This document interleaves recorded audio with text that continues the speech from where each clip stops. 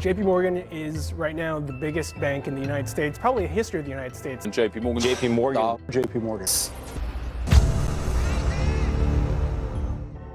J.P. Morgan once bailed out the entire United States government with his own money, not metaphorically, literally. Imagine a guy so rich and connected that when the U.S. ran out of gold, he just called up the president and fixed it. Morgan didn't run for office. He didn't lead an army. He just used one tool, capital, like a scalpel and a hammer. Today, we're analyzing the man who treated America like a corporation and what it means for money and power now. The first corporate statesman, J.P. Morgan, wasn't just a banker. He was a strategist, a financial architect, a guy who used Wall Street like a remote control for the economy. Think of him as America's unofficial CEO, slashing inefficiencies, merging companies, controlling media, even manipulating national interest rates. He didn't play by the rules. He created the rules. Section 1. How he made chaos profitable. Before Morgan, American finance was the Wild West, decentralized,